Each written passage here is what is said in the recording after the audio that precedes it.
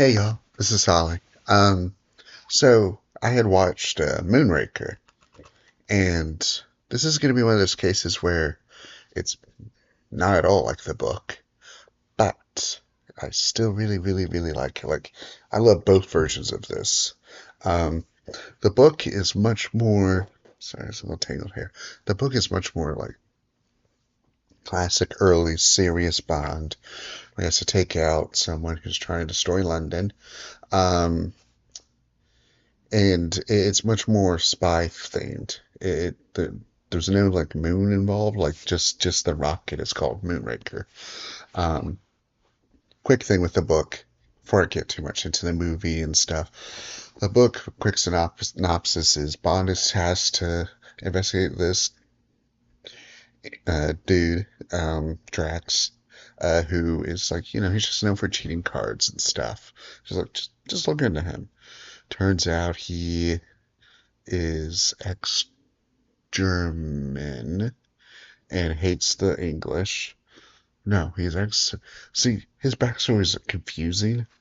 Um, I hate to do this because his back. I read. Okay, so it's the third book in the series, so I read it a while ago. So just give me a second on this because I. It's unfortunate. I have to do this, but I'm gonna have to do this.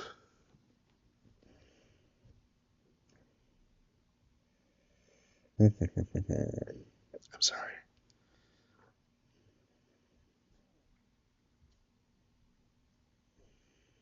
There we go. Okay, so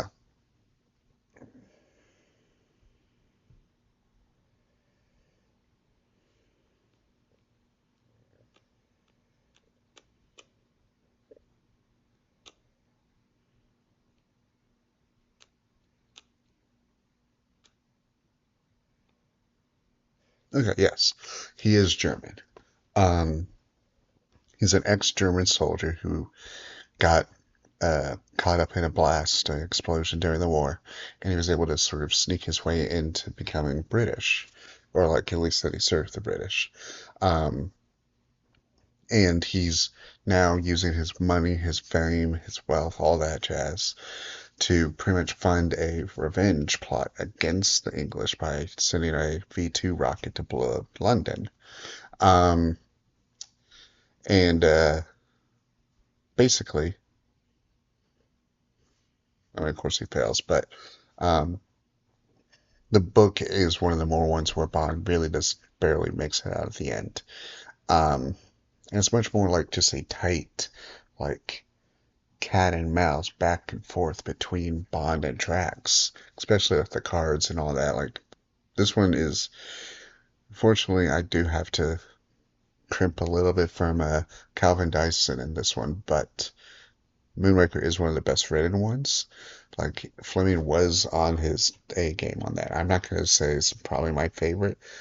Um, I like him, but it is way up there for me. Anyway, before I get too far, please, please, please, please like, comment, subscribe. Please subscribe. Please comment. Please like. Please share amongst your friends. Any of those helps me out. Um, but sorry, but the movie, besides having rockets and a guy named Hugo Drax in it, there's no resemblance to the book at all. Um, in the movie, Drax is English American. Yeah, he works out of America, he works out of California. He does a weird thing where it seems like he imports all of Versailles to his lair, which is interesting. Um, but his whole thing is space exploration. Like he owns everything, like like glassworks, uh, anything you can think of that has to do with production, he owns. And his whole thing is that it turns out that he wants to start a whole new master race um, by picking who he wants to go into a space station.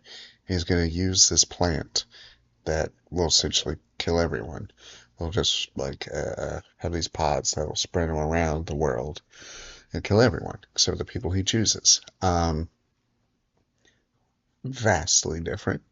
Um, and it's classic, uh, more era Bond, where it's just super, super, super goofy, super technologically like based, like gadgets galore. And here's the thing. I feel like a lot of people say, "Oh, Connery Bond's the one that gets the most women." Mm-mm. It's more. Um, Moore has the most women, I think, and he's like the most ladies man of all of them. Uh, let's see. Sorry, I kind of blanked out. Oh, yeah, this is yet another movie where I had Bond girl blindness briefly, where I thought Drax's first female assistant and Goodhead were the same person. Um, I don't know why I'm like that. But there is one scene in this that is very interesting, where it's Drax's assistant. I'll look her up because I don't remember her name.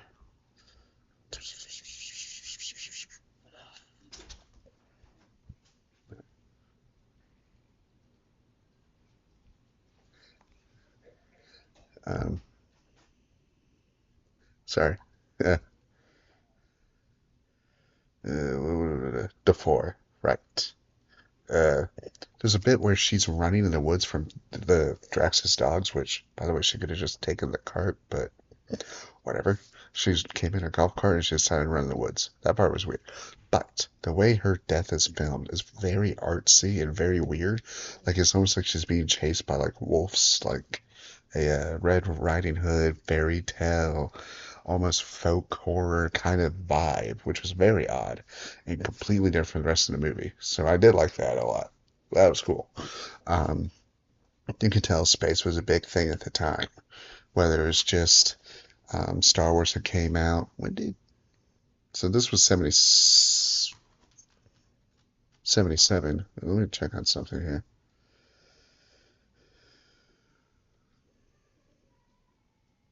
Yeah, 2001 was not just released, but still a big thing. So you can tell both were kind of still influences in some form or another. Um, but this is the kind of serious, like the silliness I like, where like this one definitely is a huge step up from Spy and Born a Gun.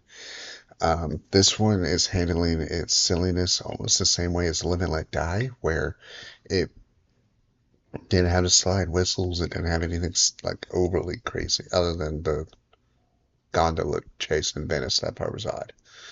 Um, and the laser part was, goofy enough, but of the time, goofy. Uh, Jaws was silly and fun, and I did like that Jaws turned good. That he got a girl. I liked the way he became good, and that because like Bond points out, it's like so he probably won't make your list of people that will survive. And he loses his girl, and he's like, oh wait, yeah, you're right. Yeah, I'm gonna get out of here. I did like that. Yeah, I think beyond Bond just being once again a bit more, hey ladies, like I do wonder, like do modern women or even women back then find Roger Moore that incredibly like so appealing that they'll just be like bed me right away. Like I don't see the appeal. Dalton maybe, Craig definitely maybe, Brosnan depending also maybe like those three I could see, yeah, maybe for those guys for me maybe more Connery, Lazenby, yeah, not so much. But those, but yeah, I really like this one. This one is quintessential Bond for me. I really felt it was really good. Um, it just hits all the notes you want it to. Now, whether or not they could keep that going, I don't know. Um, I know his last movie is a little wonky. It is Saved by Walking. Um, and then I know nothing of For Your Eyes Only. And I do know that Octopussy is incredibly silly, so we'll see. I do hope that I'm not wrong entirely about Moore being my favorite, and if he only has two movies that I really like, so hopefully that changes. Um, yeah, but both of these were very good. Both of these different tones entirely, but both still very good. If you like the more silly, gadgety Bond movies, Moonraker is the one I'm going to say. Like, so far, as much as I love Live and Let Die, Moonraker is, like, the more movie. Um, so next time.